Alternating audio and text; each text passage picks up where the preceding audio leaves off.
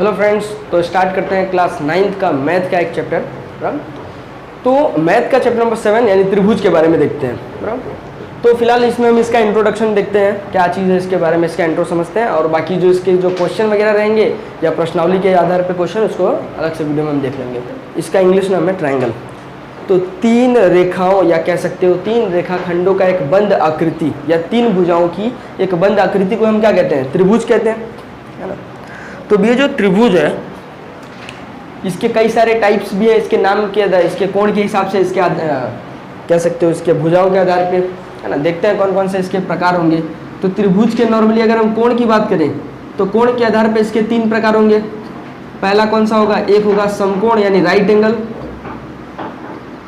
समकोण त्रिभुज कैसा होता है? तो भाई यहाँ पे 90 डिग्री अगर कहीं बनेगा, ऐसा किसी तरफ से भी कोण बने जिसमें इसका एक कोण कितना होना चाहिए? 90 डिग्री, तो क्या कहलाएगा? समकोण त्रिभुज।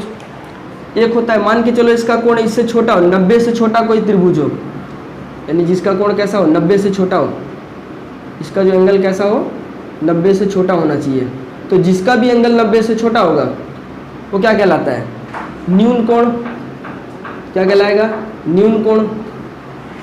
देखो, अगर इस तरीके से सीधा रहेगा, एक भुजा उसकी इस तरीके से सीधी होनी चाहिए, है ना। नॉर्मली समझो, ये इसका एकदम भुजा कैसा है?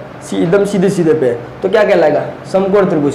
अब मान के चलो इससे कम हो गया, झुक गया, 90 से कम, 90 से कम कुछ इस तरीके से हुआ, तो 90 से कम होगा तो क्या कहेगा? न्यून कोण कहलाएगा। अब मान के चलो 90 से ज़्यादा हो गया, 90 ऐसा, 90 से ज़्यादा, तो क्या हो जाएगा? अधिक कोण कहलाएगा। तो क्या हो जाएगा? अधिक कोण कहलाएगा। अधिक कोण, इसके बारे में तुम 7th वगैरह में 7th में पढ़ चुके हो, 7-8 में। कैसा बनेगा? कुछ इस तरीके से बनेगा।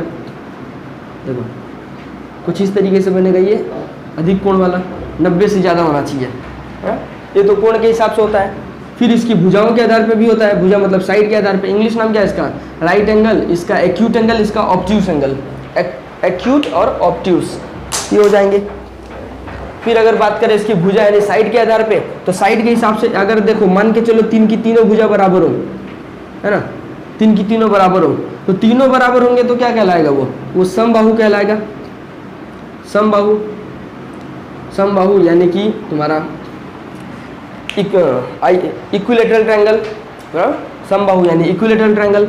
या तो ऐसा हो सकता है कि इसकी दो भुजा बराबर हो, है ना, इसकी दो भुजा बराबर हो, तीसरा अलग हो, दो भुजा बराबर हो, तीसरा अलग हो, तो क्या कहलाएगा? आइसोसेलेस यानी कि समद्विबाहु। समद्विबाहु, आइसोसेलेस। और एक क्या हो सकता है भाई कि जिसकी तीन की तीनों भुजाओं में एकदम जमीन आसमान का अंतर, तीन की तीनों भुजाओं अलग अलग हो। तो जब तीन की तीनों भुजाएं अलग अलग होंगी तो यह क्या कहलाता है? ये कहलाएगा स्केलर ट्रायंगल यानी कि विषम बाहु त्रिभुज। यानी क्या कहलाएगा? ये विषम बाहु, विषम बाहु। तो जिसकी तीन के तीनों भुजाएं अलग अलग हो, मान के चलो देखो, ये तो हो गया एक जैसी, इसमें दो सही हो, जिसके तीन के तीनों अलग अलग हो, तो जिसमें तीन के तीनों अलग अलग होंगे वो क्या कहलाता है? विषम बाहु त्रिभुज कहलाएगा, बराबर, यानी स्केलर ट्रायंगल कहलाएगा।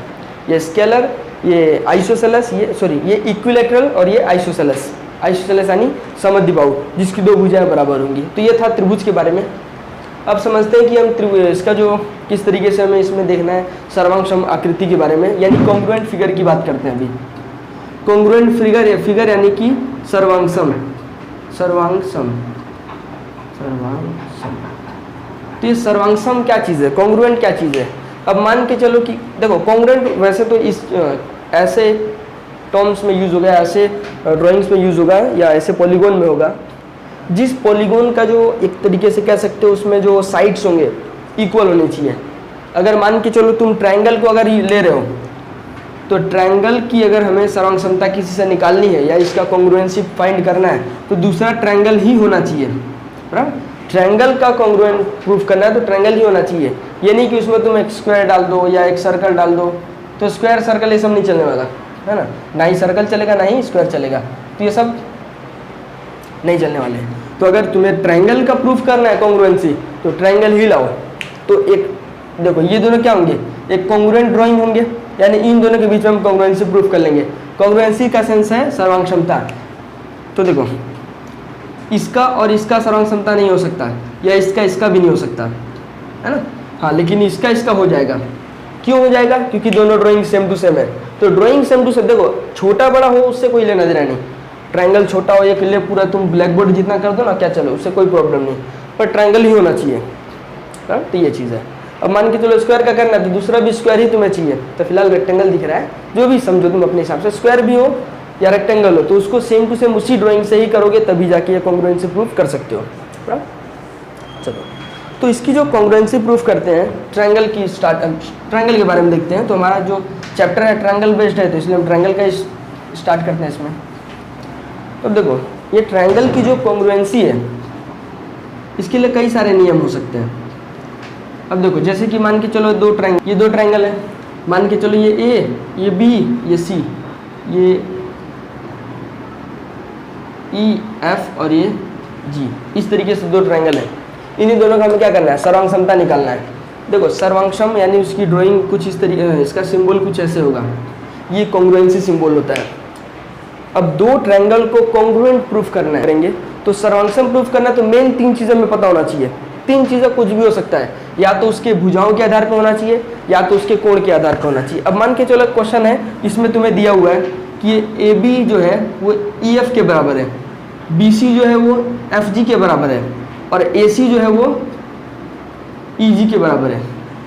कुछ इस तरीके से दिया है। तो नॉर्मली तुम्हें तीन चीज़ें देखो आसानी से मिल गया कि देखो, इस ट्रायंगल की अगर हम बात करें, ट्रायंगल ए बी सी की, और इस साइड ई एफ जी की, ट्रायंगल ई एफ जी, तो इन दोनों ट्रायंगल में हमें तीन चीज़ें एकदम अच्छी तरीके से दिया है। क्या क्या दिया है भाई? तो इसका ए बी दिया है, ये बराबर है, किससे बराबर है? तो दूसरे वाले ट्रायंगल के ई एफ से बराबर है ना? और क्या चीज़ तुम्हें दिया है? मान के चलो इसका बी सी वहाँ किसके बराबर है? तो एफ जी के बराबर है ना? दूसरा हो गया। और क्या चीज़? इसका ए सी किसके बराबर है? इसके ई जी के बराबर है। तीन चीज़ें मिल गया ना, तो बस हो गया कॉन्ग्रुएंट प्रूफ कंप्लीट। तो किसी भी ट्रायंगल में या जिसको भी तुम्हें प्रूफ करना हो, उसकी मेन तुम्हें तीन चीज़ें पता होना चाहिए। तीन चीज़ें मालूम चल गया, आराम से उसका कॉन्ग्रुएंसी प्रूफ कर सकते हो। अब देखो, मिल गया हमें, ये दोनों ट्रायंगल कैसे हो जाएंगे? कॉन्ग्रुएंट हो जाएंगे। तो कॉन्ग्रुएंट का सिंबल ये रहा, तो ट्रायंगल ए बी सी ये कॉन्ग्रुएंट होगा, किससे कॉन्ग्रुएंट होगा? ट्रायंगल ई एफ जी से। देखो, ये कॉन्ग्रुएंट हम इसलिए प्रूफ करते हैं कि दो ट्रायंगल में समानता क्या चीज़ देखने को मिल रही है, क्या क्या इक्वलिटी। अब देखो, इसके एंगल्स है, क्या इस एंगल क्या है, अब इसमें फिलहाल हमें उससे लेना देना नहीं है, हमें सिर्फ साइड दिया है, तो साइड बस इक्वल होनी चाहिए। साइड इक्वल है, इसका मतलब क्या हो गया? ये दोनों ट्रायंगल कॉन्ग्रुएंट है। तो ये साइड से भी हो सकता है, एंगल से भी हो सकता है। अब जैसे देखो, ये हमने देखा साइड के बारे में, तो साइड के हिसाब से हमने देखा ना, ये तीन साइड बराबर है, तो कॉन्ग्रुएंट हो गया। हाँ, एक नियम लिखना पड़ता है भाई, कौन से रूल से कॉन्ग्रुएंट हुआ?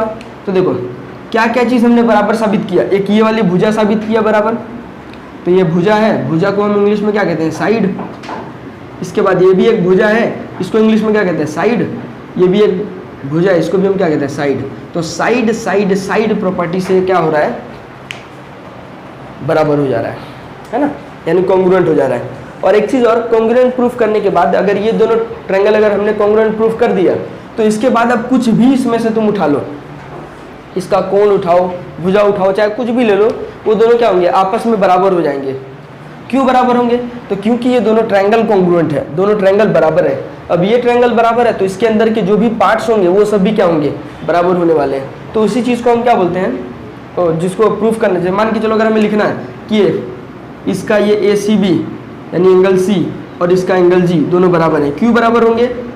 तो क्यों बराबर होंगे? तो भाई सी पी सी टी से, सी पी सी टी जितने क्वेश्चन आएंगे ना दो ट्रायंगल को कॉन्ग्रुएंट प्रूफ करने के बाद, अब जो भी क्वेश्चन पूछा जाता है उसमें हमें कुछ नहीं सोचना है, डायरेक्ट मार दो, ठोक दो उसे, सी पी सी टी। अब ये सी पी सी टी क्या है? सी पी सी टी का सेंस है corresponding part of congruent triangle, corresponding part of congruent triangle, यानी जो ये कॉन्ग्रुएंट ट्रायंगल का जो करस्पॉन्डिंग पार्ट है ये ले रहा है, तो इसके जस्ट सामने जैसे इसकी तरह दिखने वाला ये, वो दोनों क्या होंगे? बराबर हो जाएंगे। तो यही कहलाते हैं कॉन्ग्रुएंस प्रूफ करना जरूरी होता है, ताकि हम इसमें कुछ भी चीज़ों को हम एक दूसरे के बराबर कह सकते हैं। तो ये हो गया हमारा कॉन्ग्रुएंट प्रूफ करना।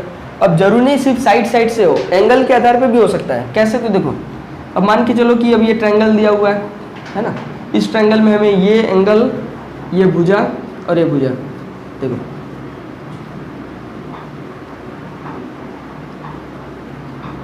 इस तरीके से दिया है। चलो मैं ऐसे ही फिलहाल बना देता हूँ, तुम अपने हिसाब से देख लेना। अब मान के चलो कि ये ट्रायंगल है, इस ट्रायंगल में हमें दिया है कि ये साइड इसके बराबर है, ये एंगल इसके बराबर है और ये साइड इसके बराबर है, इस तरीके से दिया है। नाम लिखना तो लिख दो ABC, ये XYZ। तो इन दोनों ट्रायंगल में हमें कॉन्ग्रुएंट प्रूफ करना है, तो हमें 3 चीज़ें चाहिए। तो देखो, एक चीज़ ये साइड, एक हो गया, दूसरा क्या होगा, ये एंगल मिल गया, ये एंगल मिल गया, तीसरा क्या होगा, एक ये साइड मिल गया, एक ये साइड मिल गया, बराबर। तो इस तरीके से साइड मिल गया, 3 चीज़ें मिल गया, आराम से प्रूफ कर दो। लिख दो ट्रायंगल ABC और दूसरा कौन सा ट्रायंगल XYZ। इन दोनों में हमें क्या क्या चीज़ें बराबर दिया है। तो सबसे पहले इसका BC उसके किसके बराबर है, तो YZ के बराबर है। इसमें एंगल C उसमें किसके बराबर है, एंगल Z के बराबर है। और इसमें AC उसके किसके बराबर है, तो XZ के बराबर है। समझ में आ रहा है ना, ये देखो ये लाइन के बराबर है। नॉर्मल यहाँ एक लाइन खींचा है ना, इसका सेंस है कि भाई यही दोनों लाइन बराबर है। और तुम्हें क्वेश्चन में भी लिख दिया होगा कि BC बराबर है YZ के, AC बराबर है XZ के, और एंगल ACB जो बराबर होगा XZY के बराबर होगा। मेनली मैंने तुम्हें खाली एंगल C इसलिए लिखा, किसी भी चीज़ का एंगल दर्शाना ना, मान के चलो ACB ये एंगल, तो एंगल बीच वाले को ही हम लेते हैं। इसमें भी देखो XZY, तो XZY में बीच वाला कौन सा है, Z। बस सिंपल है, इसलिए मैंने खाली यहाँ पे C और Z लिया, तो उसमें कन्फ्यूजन तुम्हें नहीं होना चाहिए। देखो इस तरीके से एक मिल गया, ये साइड मिल गया, दूसरा साइड मतलब भुजा, दूसरा में कोण मिल गया, और तीसरा में क्या मिल गया, एक और भुजा मिल गया। तो ये दोनों ट्रायंगल क्या हो जाएंगे, कॉन्ग्रुएंट हो जाएंगे, यानी सर्वांगसम हो जाएंगे। क्यों सर्वांगसम होंगे, रीजन क्या लगेगा, तो देखो ये भुजा है, ये एंगल है और ये भुजा है, यानी साइड एंगल साइड। ये लो ऐसे प्रॉपर्टी लग गई। तो इसमें क्वेश्चन में हमें ढूंढना पड़ेगा कि भाई क्या क्या चीज़ें बराबर दिया है। जैसे ये हुआ, अब मान के चलो उसी तरीके से 3 के तीनों एंगल इक्वल हो जाए। चलो देखो जैसे कि ये 3 के तीनों एंगल इक्वल हो गए,